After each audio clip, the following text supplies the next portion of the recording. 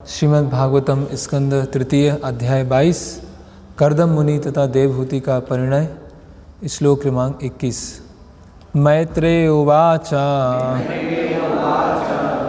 सा उग्र धन्वन्य देववासये आस्तिच तुष्णिमरविन्दनाभम् धियो प्रगृहन् स्मितशोभितेन मुखेन चेतो लुलुभे देवहूत्याः।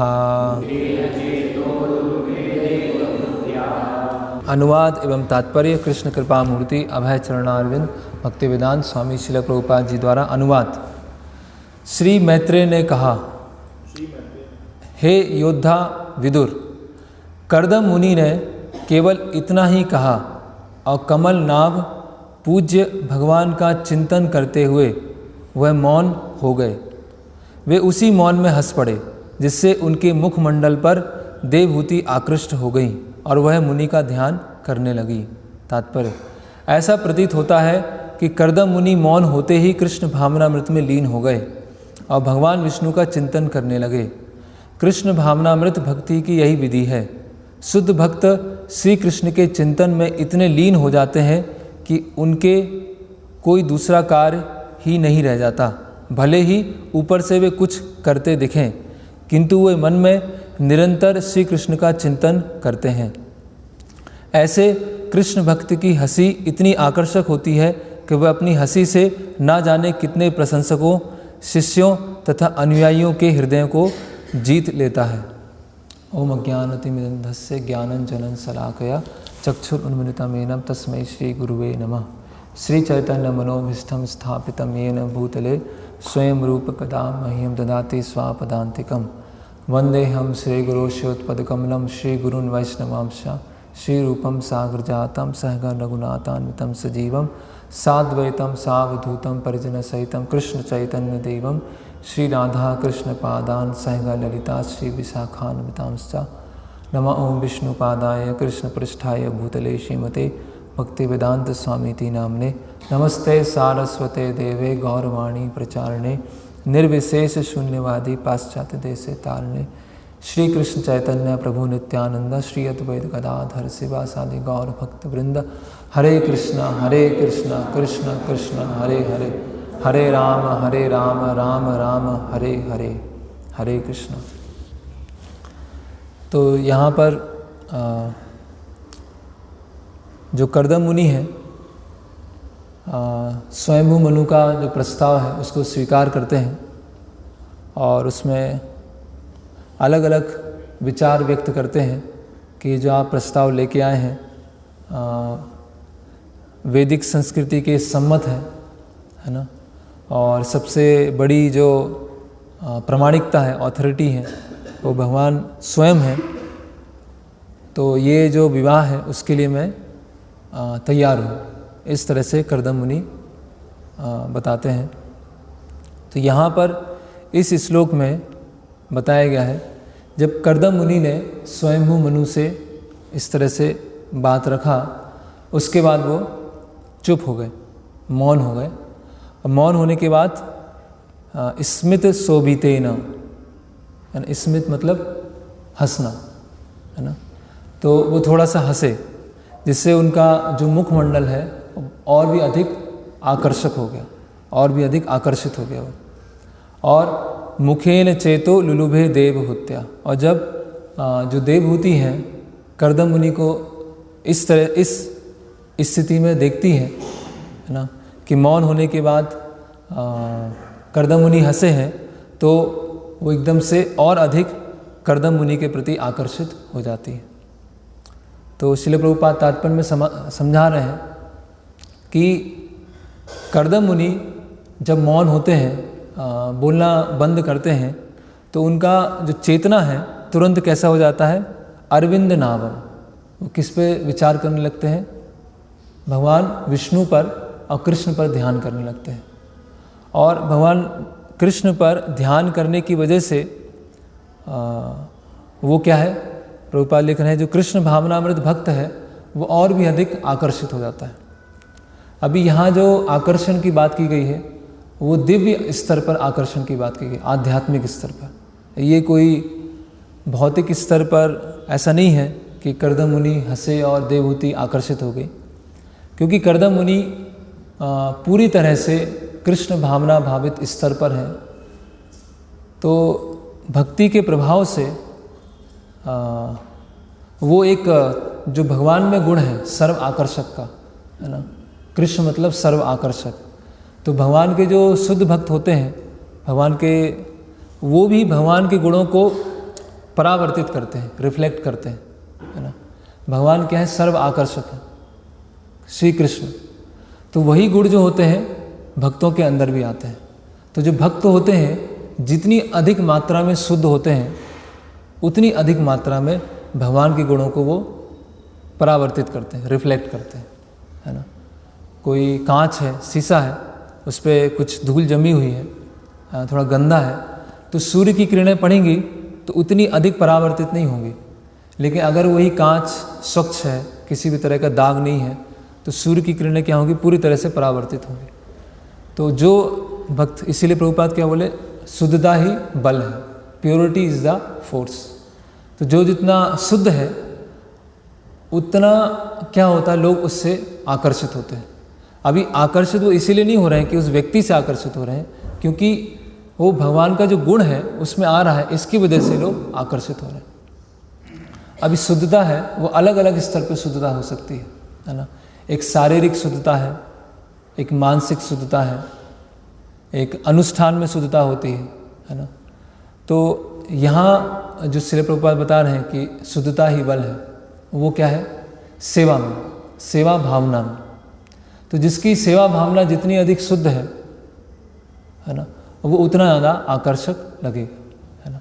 और भक्ति रसामृत सिंधु में रूप गोस्वामी बताते हैं जो भी भक्ति करते हैं उनमें 6 तरह के गुण आते हैं, 6 तरह के अलग अलग गुण आते हैं। जो भी साधक है जब भक्ति करना प्रारंभ करता है तो उसमें 6 गुण दिखना चालू होते हैं। पहला गुण क्या है वो बताते हैं? क्लेश साग्नि, है ना। दूसरा है सुविधा, फिर मोक्ष लघुताकृत, सांद्रानंद विशेषात्मा, सुदुर्लभा और श्री कृष्ण आकर्षणी। तो ये 6 गुण जो है एक साधक भक्त में प्रकट होते हैं। तो छठा गुण क्या है? श्री कृष्ण आकर्षणी, कि जो भक्ति है वो भगवान को भी आकर्षित कर लेती है ना। और जो भक्ति की जो स्वरूपा है ना, जो साक्षात भक्ति देवी है, भक्ति की पराकाष्ठा है, वो है स्वयं श्रीमती राधा रानी, है ना। तो भगवान भी क्या होते हैं? अपने भक्तों से आकर्षित हो जाते हैं, है ना। तो वास्तव में भक्तों के अंदर जो भक्ति है उससे भगवान आकर्षित हो जाते हैं, है ना। और भक्ति की स्वरूपा है श्रीमती राधा रानी, तो उनसे सबसे अधिक आकर्षित होते हैं, है ना। तो हम देखते हैं कि जैसे भगवद गीता है, तो भगवद गीता का जो पृष्ठ है, सबसे ऊपर वाला पृष्ठ है, उसमें भगवान क्या दिखा रहे हैं? कि भगवान अपनी भक्त वात्सल्यता दिखा रहे हैं, कि अपने भक्तों के कैसे भगवान वश में आ जाते हैं, कैसे अपने भक्तों से आकर्षित हो जाते हैं, और आकर्षित होकर कैसा तुच्छ काम करने के लिए भी तैयार हो जाते हैं, है ना। तो भगवान भी आकर्षित हो रहे हैं। और प्रेम क्या होता है? एक तरफा नहीं होता है, 2 तरफा होता है, 1 साइडेड नहीं होता है, दोनों साइड होता है। तो जितना भक्त हैं भगवान की सेवा करना चाहते हैं, जितना भक्त भगवान से प्रेम करना चाहते हैं, उतना ही जो भगवान है भक्तों की सेवा करना चाहते हैं, उतना ही भगवान भक्तों से प्रेम करते हैं, है ना। तो केवल जो आदान प्रदान होता है उसमें ऐसा नहीं केवल भक्तों की तरफ से होता है, भगवान भी उतने ज़्यादा आतुर होते हैं अपने भक्तों की सेवा करने में। और वो किनके साथ होता है? जो भक्त भक्ति की उच्च अवस्था में पहुँच गए, प्रेम भक्ति की अवस्था में पहुँच गए, जिसमें कोई भी किसी भी तरह का कोई कलमश नहीं बचा है ना, तो उससे तुरंत आकर्षित हो जाते हैं, है ना। तो भक्ति का जो दूसरा महत्वपूर्ण गुण है जिसका नाम है सुविधा।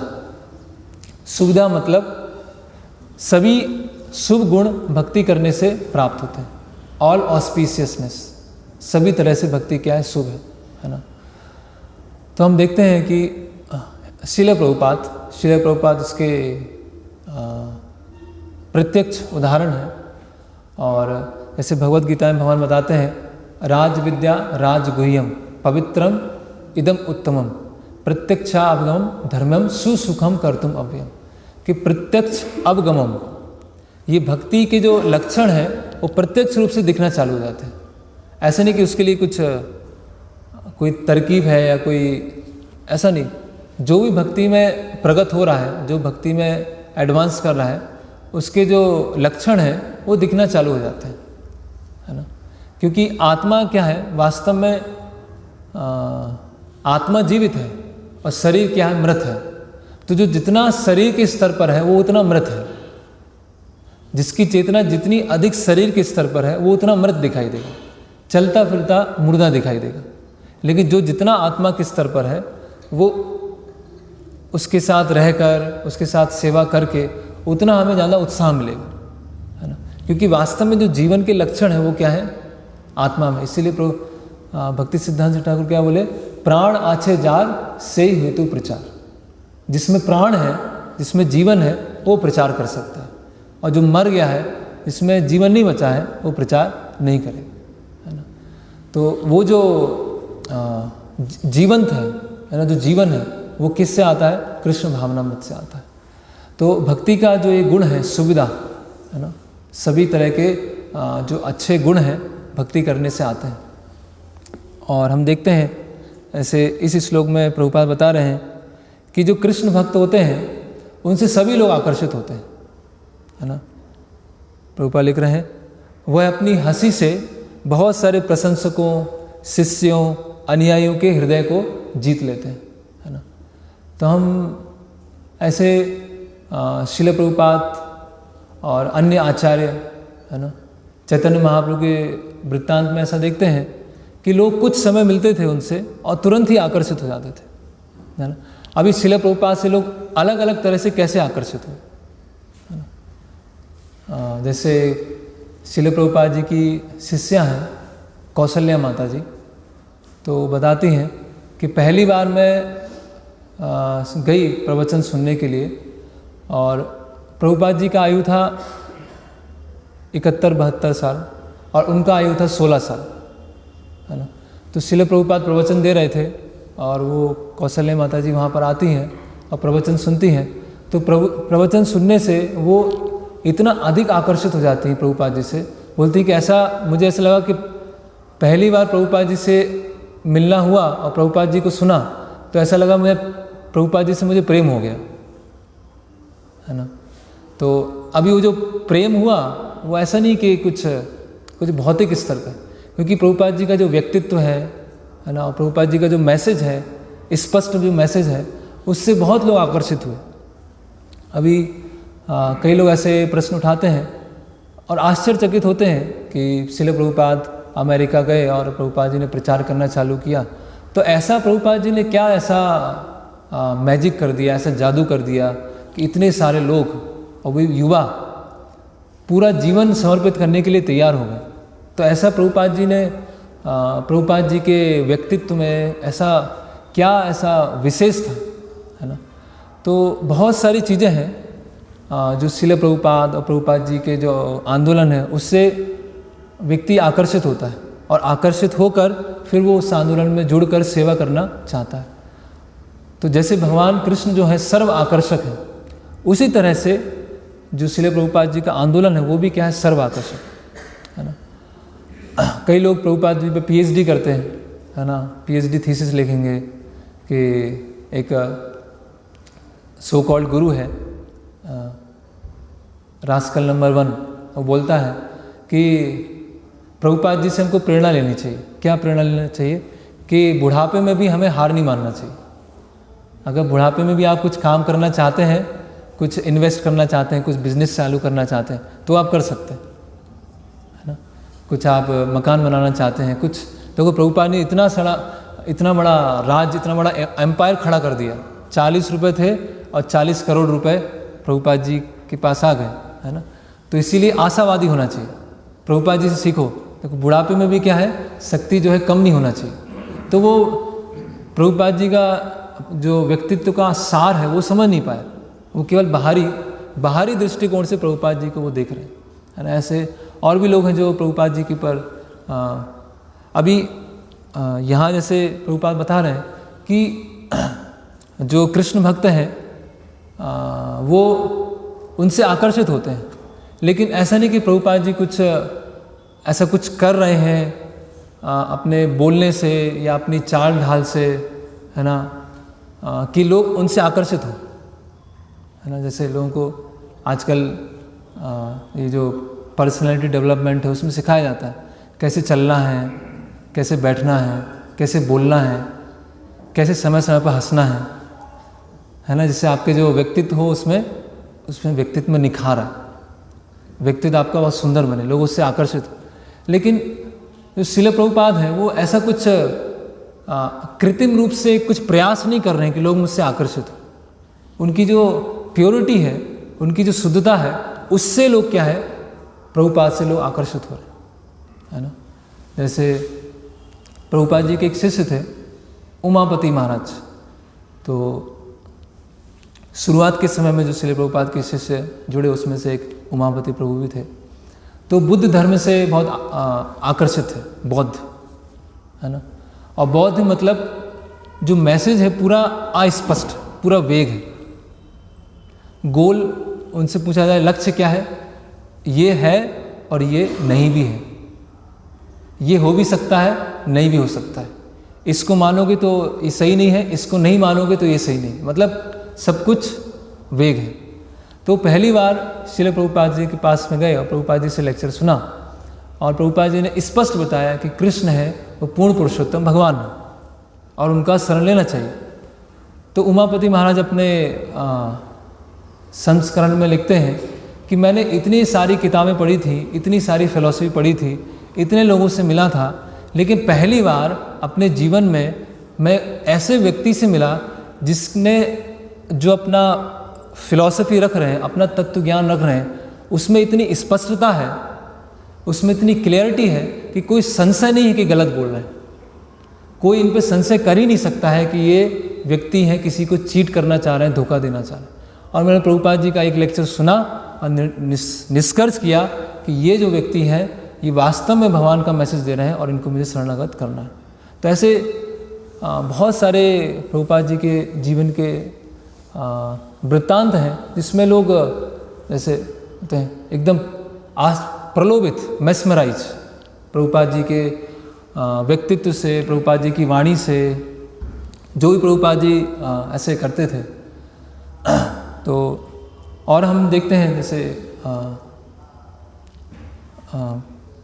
एक जगह आता है कि एक कोई व्यक्ति था, वो शंकराचार्य के मठ में गया। तो एक शंकरा सन्यासी थे चंद्रशेखर, अभी नहीं है वो, तो बहुत ही डिटैच्ड, बहुत ही निरासक्त और बहुत ही सिंपल, है ना, कि ऐसे बहुत उनको प्रेस्टीज चाहिए कि मैं मठ का प्रमुख हूँ, मठाधीश हूँ और बहुत सीनियर हूँ। तो कुछ नहीं, सिंपल, है ना, एकदम साधारण। तो एक व्यक्ति उनके पास आया और एकदम सूट कोट ऐसे पैंट पहना था और एकदम अहंकारी, है ना, और बात कर रहा है तो इस तरह से बात कर रहा है कि तुम क्या ऐसे धोती कुर्ता और ऐसे, मतलब जो वो जो साधु थे उनकी जो सरलता थी उसको वो पहचान नहीं पा रहा था, है ना। तो वो इस तरह से आया चैलेंज करने, है ना, ये अपशब्द बोलने के लिए आया। तो जैसे ही वो व्यक्ति जो इतना प्रतिष्ठित था और वो जो चंद्रशेखर जो साधु थे उनकी उपस्थिति में आया तो एकदम से वो झुक गया, वो कुछ बोल ही नहीं पाया। वो आर्ग्यूमेंट करने आया था, कुछ अपशब्द बोलने आया था, और जैसे ही वो उनकी उपस्थिति में आया तो एकदम से वो झुक, है ना। क्यों? क्योंकि उनकी जो व्यक्तित्व था उसमें इतनी शुद्धता थी कि वो अपने संस्करण में बता रहे हैं वो व्यक्ति कि मुझे ऐसा लगा कि मैं उनको कुछ अपशब्द बोलूँगा तो इनके ऊपर कोई रिएक्शन आएगा ही नहीं, इनके ऊपर कोई प्रतिक्रिया आएगी नहीं, या मैं उनको कुछ चिल्लाऊंगा तो वो कुछ प्रतिक्रिया नहीं करेंगे। ये इनको देखकर ऐसा लगता है कि इस दुनिया से इनका कोई संबंध है ही नहीं, तो मैं जो कुछ इनसे बोलना चाह रहा हूँ या इनका कुछ अपमान करना चाह रहा हूँ तो इनको कुछ उससे लेना देना है ही नहीं। तो एकदम से वो व्यक्ति क्या हो गया, विनम्र हो गया, है ना। तो ये और जो साधु हैं या जो भगवान के भक्त हैं श्रील प्रभुपाद जी के समान, उनका व्यक्तित्व ऐसा होता है ना। एक भक्ति सिद्धांत सरस्वती ठाकुर का आता है कि एक वर्धमान के राजा थे, तो वो राजा जब भी भक्ति सिद्धांत सरस्वती ठाकुर से मिलने जाते थे तो प्रणाम करते थे, तुरंत जैसे ही देखते थे तुरंत प्रणाम करते थे। तो एक दिन उन्होंने सोचा कि मैं प्रणाम क्यों करता हूँ, मैं राजा हूँ वर्धमान का, है ना, मैं इतना प्रतिष्ठित हूँ, मैं इतना बड़ा राज्य है, प्रजा है, तो एक साधारण गुरु हैं, तो उनके सामने जाके प्रणाम करने की क्या आवश्यकता, ठीक है उनसे पूछने जाएंगे। तो जो राजा थे वर्धमान के, वो निश्चित करके गए कि अब इस बार मैं भक्ति सिद्धांत सरस्वती ठाकुर से मिलने जाऊंगा तो उनको प्रणाम नहीं करूंगा, खड़ा रहूंगा और प्रश्न पूछूंगा। तो वो जाते हैं पूरा एकदम पक्का करके, और जैसे ही भक्ति सिद्धांत ठाकुर अपने कक्ष से निकलते हैं वैसे तुरंत वो झुक जाते हैं, क्योंकि वो जो उनकी जो व्यक्तित्व का इतना बल था कि मतलब जो आध्यात्मिक गुरु हैं जब वो देखते हैं किसी को तो उनके जितने भी अनर्थ हैं, उनकी आत्मा के ऊपर जितने भी अनर्थ हैं, जितनी भी कमियां हैं, वो गुरु देख लेते हैं। और जो व्यक्ति वो समझ जाता है कि ये मेरी कमी को देख रहे हैं तो वो तुरंत हम्बल हो जाता है, तो वो चैलेंज कर ही नहीं पाता, है ना, कि मुझे कुछ उनको प्रतिशोध करना है या उनको आर्ग्यूमेंट करना है, क्योंकि क्या है उनमें इतनी शुद्धता है, और इतनी शुद्धता है तो उसकी वजह से वो सामने वाले में जो भी अनर्थ हैं, जो भी गंदगियां हैं, वो तुरंत दिख जाती है ना। और तो जो श्रील प्रभुपाद में सबसे ज़्यादा जो आकर्षक गुण है प्रभुपाद जी का, जो आकर्षक गुण, बहुत सारे गुण हैं, है ना। कैसे प्रभुपाद जी अपने शिष्यों के साथ आदान प्रदान करते थे, कैसे प्रभुपाद जी प्रसाद लेते थे, ऐसे बहुत सारे भक्तों के ऐसे संस्करण हैं कि प्रभुपाद जी जब प्रसाद लेते थे तो ऐसे एकदम ऐसा लगता है कि जैसे कोई पूरे संसार का कोई राजा बैठा हुआ है ना, और प्रभुपाद ऐसे ले रहे हैं एकदम शाही तरीके से, तो वो देखकर लोग आकर्षित होते थे, है ना। और जब कोई नया व्यक्ति ऐसा कोई आते हैं तो प्रभुपाद जी को ऐसे देखते हैं तो अब देखेंगे तो वृद्ध है ना, और उनका रंग है वो भी काला है, सांवला है ना, लेकिन एक विशेष आकर्षण होता है श्रील प्रभुपाद जी से, है ना। क्यों? क्योंकि उनका जो संदेश है, उनका जो मैसेज है, वो अपनी तरफ किसी को अट्रैक्ट नहीं कर रहा, वो किसकी तरफ अट्रैक्ट कर रहा है, वो भगवान की तरफ अट्रैक्ट कर रहा है। तो प्रभुपाद मतलब परफेक्ट क्या है, ट्रांसपेरेंट वाया मीडियम, एक पारदर्शक माध्यम, और वो पारदर्शक माध्यम के माध्यम से हम भगवान से जुड़ जाते हैं, है ना। ऐसा प्रभुपाद एक भक्त अपने संस्करण में बताते हैं कि प्रभुपाद जी एक कहीं लॉस एंजलिस में प्रवचन दे रहे थे, तो प्रभुपाद जी प्रवचन दे रहे थे और बहुत तेज़ कीर्तन चल रहा था, एकदम तेज़ कीर्तन। तो प्रभुपाद जी व्यासासन में बैठे थे, तो एक 5 साल की कोई लड़की थी, तो वो आई और प्रभुपाद जी के सामने आके उछलने लगी, ऐसे नाचने लगी। तो प्रभुपाद जी एकदम ग्रेव, एकदम गंभीर, है ना, प्रभुपाद, और वो ऐसे नाच रही सबके सामने, प्रभुपाद एकदम गंभीर। और थोड़े समय के बाद प्रभुपाद ने अपनी आंखें खोली और प्रभुपाद जी उसको देख के हंसने लगे, और जैसे प्रभुपाद जी हंसे तो कीर्तन 10 गुना ज़्यादा हो गया, है ना। भक्त लोग भी एकदम प्रसन्न हो गए, है ना। तो वो बताते हैं कि वहाँ का जो पूरा वातावरण था वो कैसा था, आध्यात्मिक रूप से एकदम पूरा सरचार्ज हो गया, एकदम भर गया, है ना।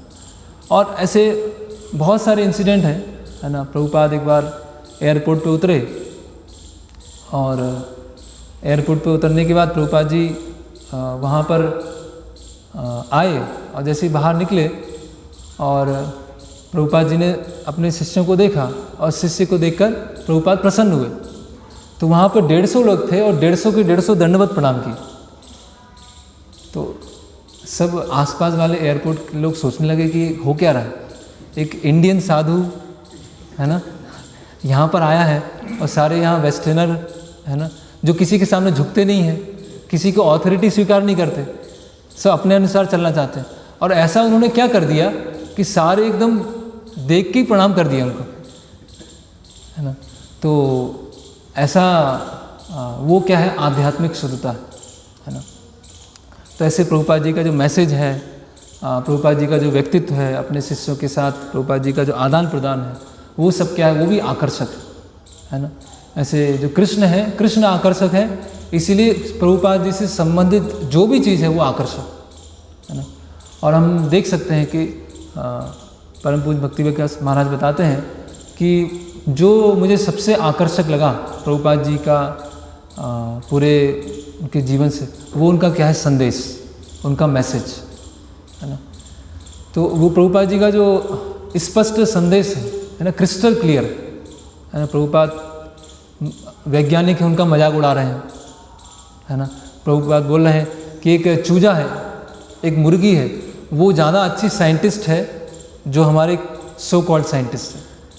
हमारे साइंटिस्ट बोल रहे हैं कि 150 साल के बाद हम जीवन बनाएंगे, और जो मुर्गी है रोज़ जीवन दे रही है, रोज़ एक जीवन दे रही है। तो ये जो मुर्गी है वो ज़्यादा अच्छी साइंटिस्ट है ना। और प्रभुपाद जी जो कथाकथित ढोंगी साधु हैं, गुरु हैं, है ना, उनको प्रभुपाद जी रास्कल भी बोलते तो भी बहुत आनंद आता है ना। प्रभुपाद रास्कल, फूल है ना। और हर लेक्चर में हम देखेंगे प्रभुपाद जी के हर लेक्चर में बोलेंगे, देखते हैं डॉग्स, हॉक्स, कैट, कैमल्स, एकदम प्रभुपाद के फ्री, ऐसे जैसे नेचुरल किसी का होता है वैसे ही प्रभुपाद लेक्चर में बोलते हैं, है ना। एक कोई प्रभुपाद जी के शिष्य हैं या शिष्य के शिष्य, तो वो एक बुक लिख रहे हैं, रास्कल। तो प्रभुपाद ने अपनी किताबों में और अपने लेक्चर्स में कहाँ कहाँ रास्कल बोला है, और किस किस को रास्कल बोला है, और क्यों रास्कल बोला है, वो सब एक पूरी बुक बना रहे हैं, रास्कल। तो प्रभुपाद जी का जो मैसेज है और जो प्रभुपाद जी का संदेश है वो क्या है, सबसे अधिक आकर्षक। और हम देखते हैं कि जो भक्त हैं अलग अलग चीज़ों से आकर्षित होके इस्कॉन में आते हैं। सबसे ज़्यादा आकर्षित किससे होते हैं? प्रसाद से। प्रसाद से सबसे ज़्यादा आकर्षित होते हैं, प्रसाद से और कीर्तन से, है ना। प्रसाद में संख्या हमेशा ज़्यादा होती है और प्रवचन में संख्या हमेशा कम होती है। तो प्रसाद क्या होता है, बहुत आकर्षित करता है ना। और क्या आकर्षित करता है? कीर्तन, है ना। कीर्तन में कभी कभी ऐसा होता है कि कोई नया व्यक्ति आता है और थोड़ा उसको नाचने की इच्छा होती है, लेकिन थोड़ा शर्माता है और साइड में खड़ा है ना। तो उसको वह अच्छा लगता है, कीर्तन हो रहा है, उसको लगता है कोई दूसरी दुनिया में आ गया, है ना। ऐसा तो मैंने बाहर देखा ही नहीं, ऐसा कीर्तन और सब नाच रहे हैं। तो वो कीर्तन से ऐसे एकदम आकर्षित हो जाता है, और कोई इसको खींच के ऐसे लेके आ गया तो इतना नाचता है, ऐसे नाचना चालू कर देता है। तो कृष्ण भावनामृत में भी क्या है, जो भी श्रील प्रभुपाद ने हमको प्रदान किया वो सब क्या है, बहुत ही आकर्षक, है ना। भक्तों का संग, है ना। हम जब देखते हैं कि बाहर में जो दुनिया में जो अलग अलग लोग हैं, उनका पूरा जीवन स्वार्थ, शोषण और ईर्ष्या करना, और हमेशा अपने बारे में सोचना, अपने मतलब के बारे में सोचना, है ना। हमेशा यही सोचते रहना कि मुझे कैसे फ़ायदा होगा।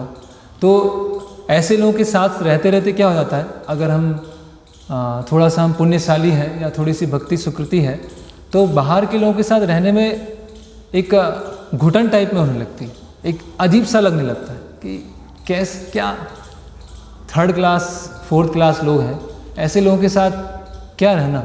लेकिन हमें कुछ विकल्प नहीं मिलता है, हमें लगता है हमें जॉब करनी है, बिजनेस करनी है, अभी उनके साथ किसी तरह एडजस्ट करके चलना है, तो हम क्या करें, है ना। लेकिन जैसे ही हम भक्तों के संपर्क में आते हैं और फिर हम भक्तों को देखते हैं कि उनके अंदर कोई स्वार्थ नहीं है, ना, या कुछ ऐसी आकांक्षा नहीं है, अपने कुछ अल्टीरियर मोटिव नहीं है, तो एक क्या होता है, एक आकर्षण होता है ना। फिर बार बार इच्छा होती है ना। ऐसे हम देखते हैं कि कई लोग मंदिर आते हैं, प्रणाम करते हैं और चले जाते हैं। जब तक भक्तों के साथ उनका संपर्क नहीं होता है तब तक क्या होता है, आते हैं और चले जाते हैं, वो लंबे समय तक टिकते नहीं हैं, ज़्यादा समय तक रुकते नहीं हैं। तो जैसे वो भक्तों के संपर्क में आते हैं और भक्तों का ऐसे जीवन देखते हैं, आदर्श जीवन देखते हैं, तो उससे क्या हो जाते हैं, एकदम अट्रैक्ट हो जाते हैं, एकदम आकर्षित हो जाते हैं। तो प्रभुपाद अपने पहले स्कंद के एक तात्पर्य में बताते हैं कि हमारा जो कृष्ण भावनामृत आंदोलन है, हमने इसीलिए बनाया है जिससे बाहर के लोग जो दावाग्नि में दहक रहे हैं वो यहाँ पर आकर उनको थोड़ी सांत्वना मिले, थोड़ी क्या है, भौतिक जगत की जो गर्मी में सुलझ गए हैं, एकदम झुलस चुके हैं, वो यहाँ पर आकर उनको कृष्ण भावनामृत का क्या है, थोड़ी ठंडक मिले, है ना।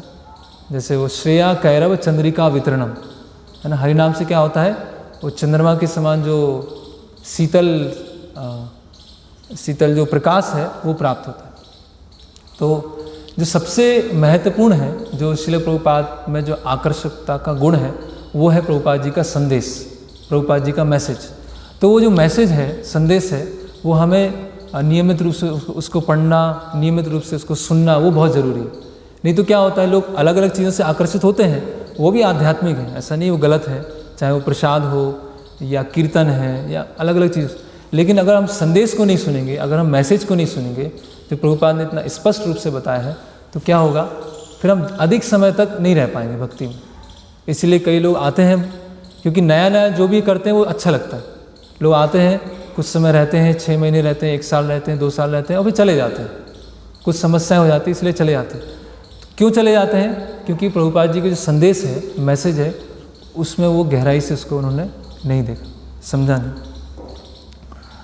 तो इस तरह से प्रभुपाद जी में ये आकर्षकता का गुण है। और प्रभुपाद जी के अलग अलग शिष्य अपनी संस्करण में बताते हैं। एक प्रभुपाद जी की लीलामृत में या कहीं पर ये पास टाइम आता है। प्रभुपाद जी न्यूयॉर्क से लंदन आ रहे थे, तो पहले ऐसा नहीं था कि सारी जो किताबें थी वो सॉफ्ट कॉपी थी और लैपटॉप में सब कुछ लेके चलते थे। तो प्रभुपाद जी जहाँ भी जाते थे अनुवाद करने के लिए, प्रभुपाद जब भागवतम का अनुवाद करते थे तो साथ में आचार्यों की जो टीकाएं हैं वो भी लेके साथ में चलते थे। तो एक अलग से बॉक्स था और उसमें बहुत सारी किताबें थी, है ना, ऐसे 2 भारी भारी बॉक्स थे और उसमें किताबें थी। तो प्रभुपाद जी न्यूयॉर्क से लंदन आए और वहाँ पर उतरे।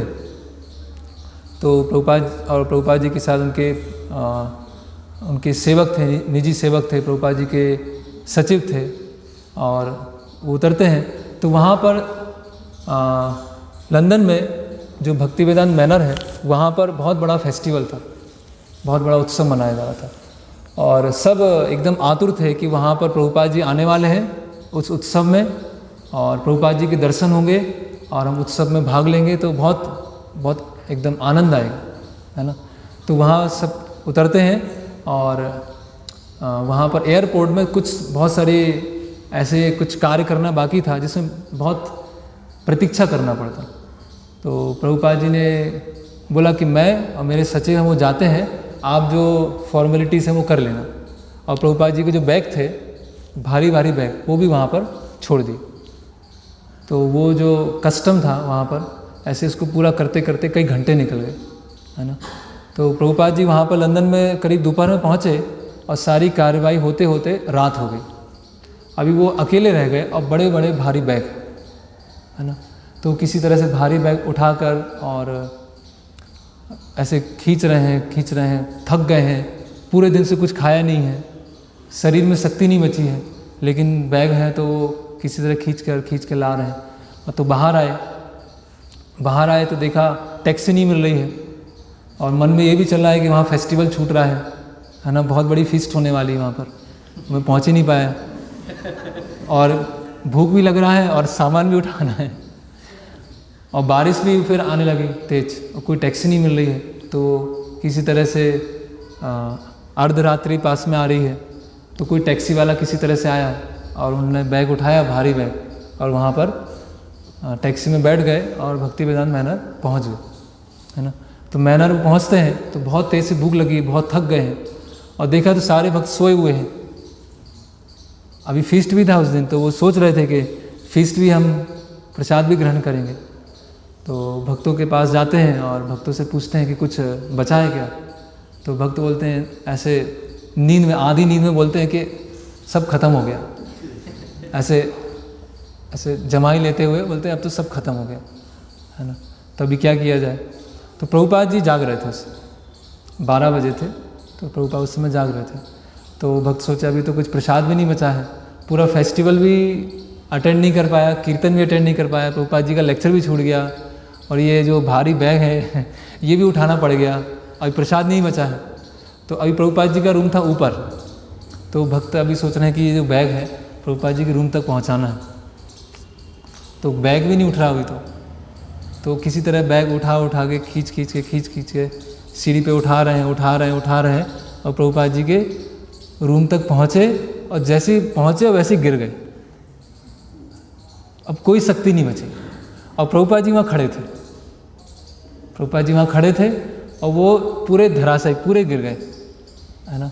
और प्रभुपाद जी ने उनको उठाया, और प्रभुपाद जी बोले कि मैं जानता हूँ कि जो मेरे शिष्य हैं इस कृष्ण महामनामृत आंदोलन को फैलाने में कितना मेहनत कर रहे हैं, कितने कष्ट ले रहे हैं, तो इसीलिए तुम्हें चिंता करने की आवश्यकता नहीं है, अगले जीवन में मैं तुमको अपने साथ भगवत धाम ले जाऊंगा। और प्रभुपाद जी उनको ऐसे उठा के ऐसे गले लगा लेते हैं कि आपने बहुत इस तरह सेवा की। तो ये इंद्रद्युम्न स्वामी जो हैं, इंद्रद्युम्न महाराज हैं, वो अपने संस्करण में ऐसा बताते हैं। तो प्रभुपाद जी जो भी व्यक्ति, जो भी भक्त जिस तरह अलग अलग क्षेत्र में सेवा कर रहे हैं, तो प्रभुपाद जी उसको देख रहे हैं, है ना। और जब इस तरह से प्रभुपाद जी अपने शिष्यों के साथ इस तरह से बोलते थे, है ना, ऐसे ही प्रभुपाद जी एक शिष्य बता रहे थे कि हम सब लोग एक कक्ष में बैठे हुए थे और प्रभुपाद जी प्रवचन दे रहे थे। तो प्रभुपाद जी ने प्रवचन दिया, प्रश्न उत्तर भी हो गया, श्रीमद् भागवतम की जय सब हो गया, फिर भी कोई जाने को तैयार नहीं, फिर भी सब कक्ष में बैठे हुए। प्रभुपाद जी बैठे हुए, प्रभुपाद जी जाना चाहते हैं लेकिन कोई कक्ष खाली नहीं कर रहा, सब चाह रहे हैं कि बस प्रभुपाद जी बैठे हैं और हम बैठे रहें, हम कहीं जाए नहीं, है ना। तो प्रभुपाद जी के एक सीनियर भक्त थे, तो वो कुछ इस तरह से करने लगे कि अब सब बाहर जाएं। तो प्रभुपाद जी बोलते हैं कि ये मुझे कभी छोड़ के नहीं जाएंगे, ये कभी मुझसे दूर नहीं जाएंगे, है ना। तो वो प्रभुपाद जी के शिष्य बताते हैं कि प्रभुपाद जी ने जो ऐसा ये बोला कि ये मुझे कभी छोड़ के नहीं जाएंगे, तो वो मेरे हृदय में बात क्या बैठ गई, और उसी बात को मैं हमेशा स्मरण करता रहता हूँ कि प्रभुपाद जी ने जो बोला था, यस, कि उनके जो शिष्य हैं वो प्रभुपाद जी को कभी छोड़कर नहीं जाएंगे। तो ये प्रभुपाद जी के बहुत सारे संस्करण हैं। और हम देखते हैं प्रभुपाद जी ने जब प्रभुपाद जी की अंतिम लीला, प्रभुपाद जी की अंतिम लीला थी, और प्रभुपाद जी का बाहरी तौर से उनका जो शरीर था बहुत ज़्यादा दुर्बल हो गया था, है ना। तो अंतिम समय में प्रभुपाद वृंदावन से आते हैं, भक्ति वेदांत मेला आते हैं, लंदन आते हैं। तो एक शिष्य बताते हैं जैसे ही प्रभुपाद जी आए, प्रभुपाद जी की शारीरिक स्थिति बहुत ही दुर्बल थी, है ना। 2-3 भक्तों को उठाना पड़ रहा था, उठा के प्रभुपाद जी को पालकी में बैठाते थे, पालकी से लेके फिर मंदिर में लेके आते थे। तो प्रभुपाद जी ने जब देखा कि मेरा इतना भव्य स्तर पे भक्त स्वागत कर रहे हैं, इतना इंतजार है, तो प्रभुपाद जी एकदम से भक्त लोग कीर्तन कर रहे हैं, प्रभुपाद जी फिर किसी का सहारा लिए बिना प्रभुपाद जी भी ऐसे कीर्तन में शामिल हो, है ना। और उस कीर्तन में आता है, तमाल कृष्ण महाराज अपने संस्करण में बताते हैं कि प्रभुपाद जी, हमने कीर्तन चालू किया और प्रभुपाद जी मंदिर कक्ष में प्रवेश किए, और प्रभुपाद जी ने क्या किया, घंटी बजाना चालू किया। ऐसे प्रभुपाद जी ऐसे घंटी बजा रहे हैं, और जैसे प्रभुपाद जी ने घंटी बजाना चालू किया तो सारे शिष्य में इतना अधिक उत्साह आ गया, इतना उत्साह आ गया, बोल रहे हैं कि हमें ऐसा लगा कि हम दीवार को छू लेंगे। प्रभुपाद जी केवल छोटा सा घंटी बजाने से हमें इतना उत्साह मिल गया कि ऐसा लग रहा है कि जीवन जो है, हम लोग प्रभुपाद जी के बिना मृत प्राय हो गए थे, और प्रभुपाद जी के आने से और प्रभुपाद जी के उत्साह देने से एकदम से वो जीवन वापस आ गया, है ना। तो शुद्ध भक्तों का जो संग है, लव मत साधु संग सर्व सिद्धि हो, थोड़ा भी जो उनका संग होता है उससे क्या होता है, सर्व सिद्धि प्राप्त हो जाती है ना। ऐसे सत्स्वरूप महाराज बताते हैं, तो सत्स्वरूप महाराज क्या थे, यूनिवर्सिटी में प्रोफेसर थे, है ना। और चीज़ों को बहुत ज़्यादा विश्लेषण करना, उनकी हम पुस्तकें भी देखेंगे तो बहुत ही उसकी जो भाषा है बहुत ही क्लिष्ट है, बहुत जटिल भाषा है। और उन्होंने प्रभुपाद जी के गुणगान में बहुत सारी चीज़ लिखा। तो एक यूनिवर्सिटी में अध्यापक थे वो, और बहुत ज़्यादा अलग अलग तरह से विश्लेषण करके ऐसे। तो बताए कि मैंने भी बहुत सारी पुस्तकें पढ़ा था, है ना, अलग अलग सेंट्स के बारे में पढ़ा था, अलग अलग सभ्यताओं के बारे में पढ़ा था। तो मुझे आनंद आता था। और एक बार क्या हुआ कि श्रील प्रभुपाद ने बोला कि कुछ खरीद के लेके आओ। तो मैं दौड़ा गया और ख़रीद के लेके आया। छोटी सी चीज़ थी, कुछ शायद दूध था या कुछ ऐसा कुछ लेके आए। तो वो सामान लेके आए और प्रभुपाद जी को उन्होंने दिया।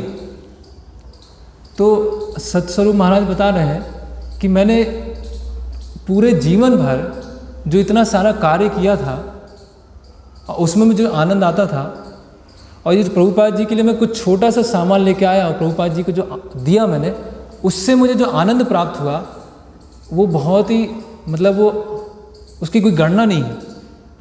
वो देखने में छोटा सा कोई वस्तु खरीदना है और प्रभुपाद जी को देना है, लेकिन प्रभुपाद जी के जो शिष्य थे, ये छोटी छोटी चीज़ों में जो प्रभुपाद जी को ऐसे आदान प्रदान होता था, उनको बोलते थे कि ये हमारे जीवन का सबसे महत्वपूर्ण क्षण था। हमारे कृष्ण भावनामृत का ये सबसे महत्वपूर्ण क्षण क्या था कि हम कुछ छोटी सी चीज़ खरीद के लेके आए और प्रभुपाद जी को हमने दिया, है ना।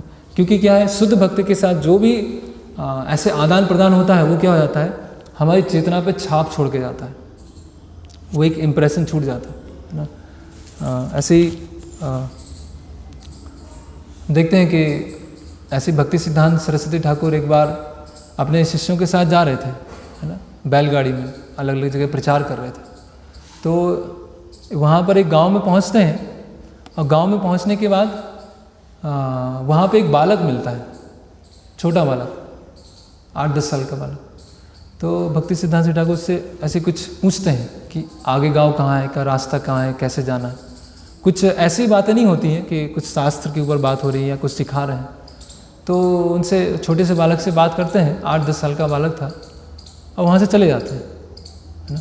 तो बालक जो हैं, तो वो भक्ति सिद्धांत ठाकुर से बात करके इतना ज़्यादा प्रभावित हो जाता है, इतना अधिक प्रभावित हो जाता है, जबकि कोई बात नहीं हुआ, भक्ति से संबंधित कोई बात नहीं हुआ, लेकिन उनसे बात करके इतना प्रभावित हो गया कि आगे चल के वो क्या है, गौड़ीय मठ में सन्यासी बने।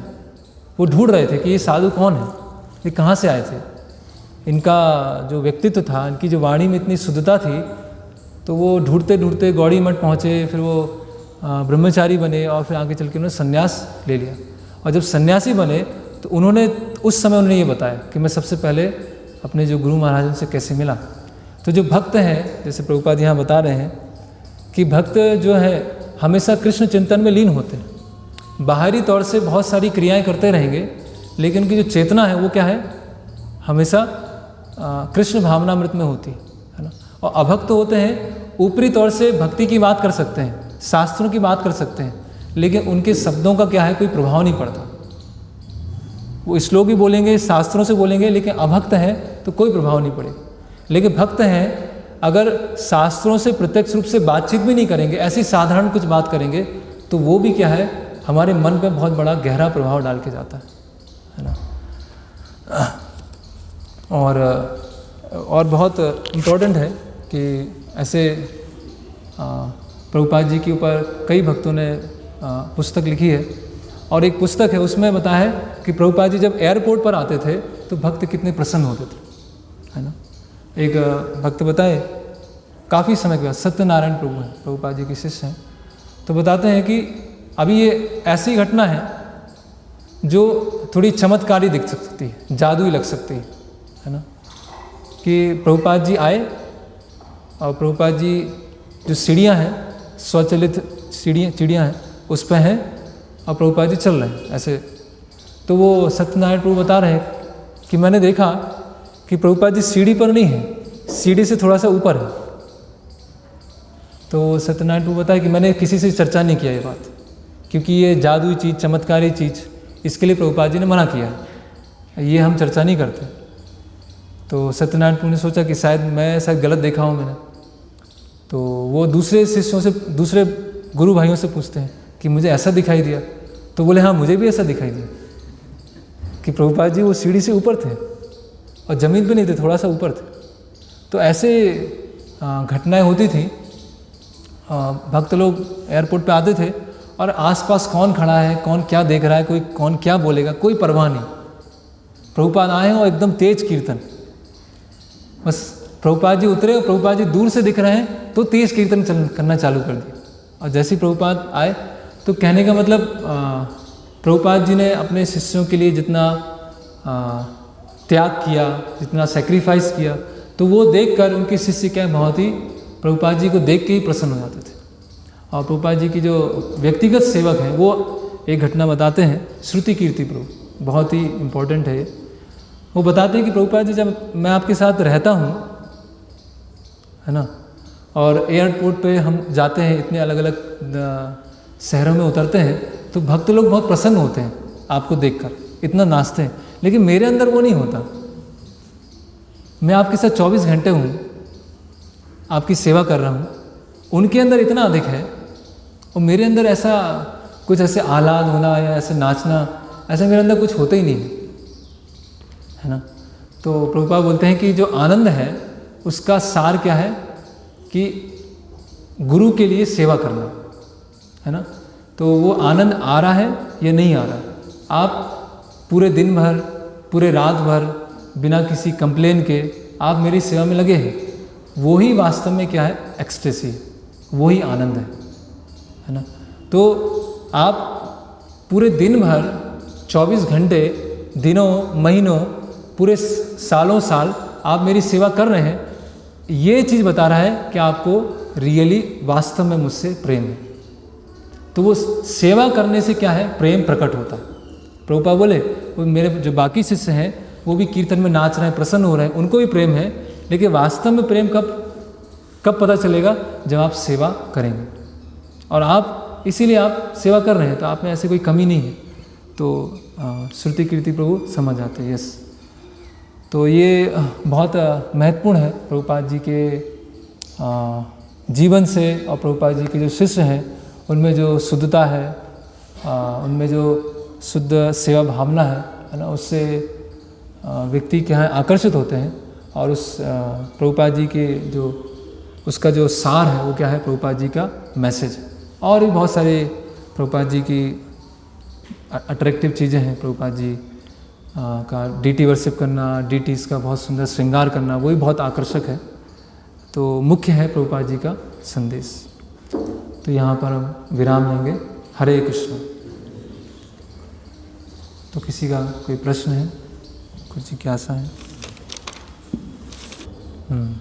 तो प्रश्न है कि शुद्धता ही बल है, शुद्धता से सब आकर्षित होते हैं, लेकिन ऐसे लोग हैं जो बाहर के हैं या इवन इस्कॉन में अंदर में हैं, वो अशुद्ध रूप से कुछ प्रचार करना ऐसे कर रहे हैं, लेकिन वहाँ पे ज़्यादा लोग जा रहे हैं, लेकिन हमने देखा कि शुद्धता से आकर्षित होते हैं।